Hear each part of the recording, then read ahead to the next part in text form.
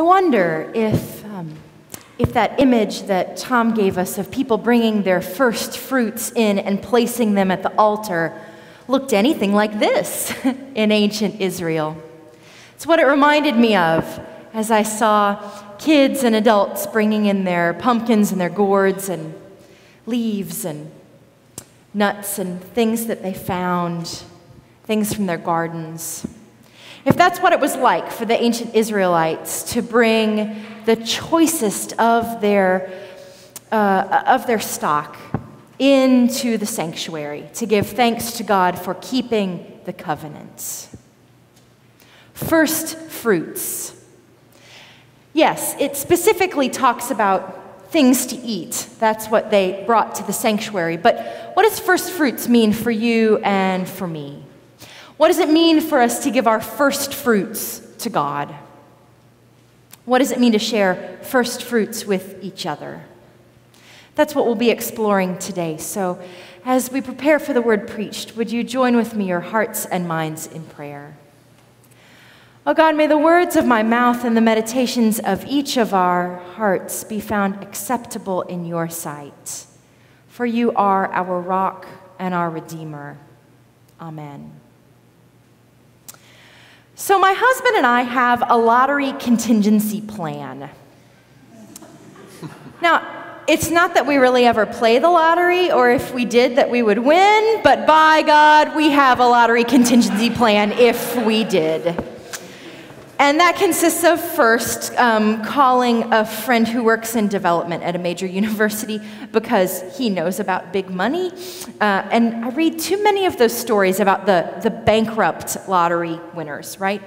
So the first call we would make would be to our friend Tom. And then, of course, because we're generosity fanatics, instead of having this list of things we would buy, we have this list of charities that we would give $1 million to, right? And churches that we would gift. But anytime we're playing the lottery contingency plan game and our friend Nicole is around, we always tell our friend Nicole, Nicole, if we ever win the lottery, you're getting $100 right off the top. That right off the top metaphor, that idea that before you do anything else with what you have, you take some right off the top and you give it to someone else, that's what the idea of first fruits is all about. The people of ancient Israel were supposed to take the first of what they had, the choicest things, and bring those to the sanctuary and lay them at the altar. That's sort of the idea behind stewardship, that before we spend anything else, we take a portion of what we have right off the top and we give it back to God in service of a particular church or ministries that we support or organizations that we believe in.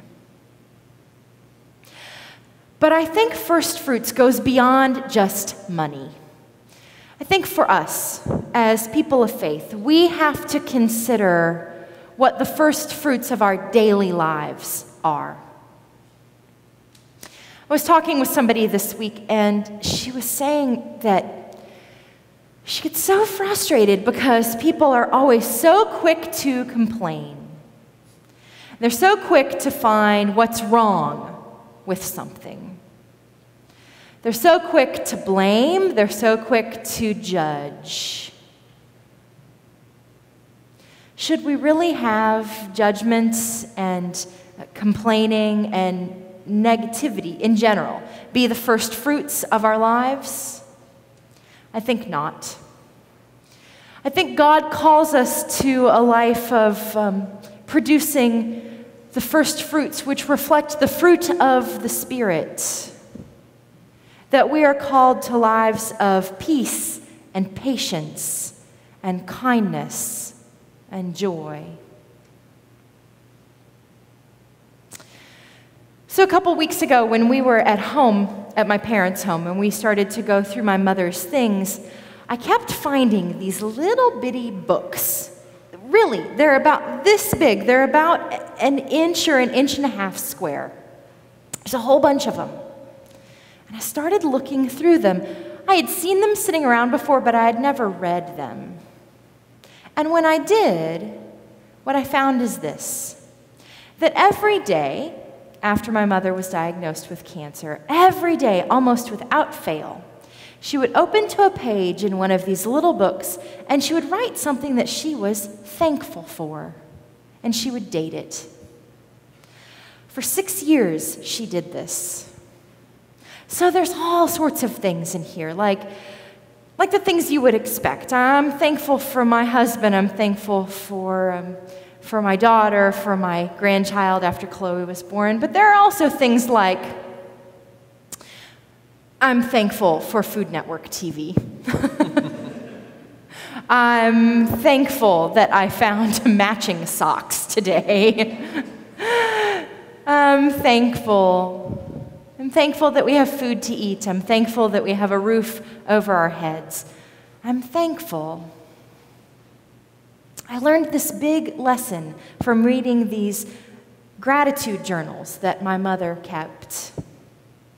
That in a time when she could have woken up and complained to God, complained to us that she was in pain or that she was hurting, instead, she woke up and she found a way to say, thank you for the big things and for the mundane things. Those were the first fruits of her life. So I would ask you today, what are the first fruits of your life? What do you take right off the top every morning and offer to the world? Offer to your family, offer to the people in your workplace, offer to God. Are these things that build people up or that tear people down? Are you thankful? Not just this week during Thanksgiving, but are you thankful every week, every day?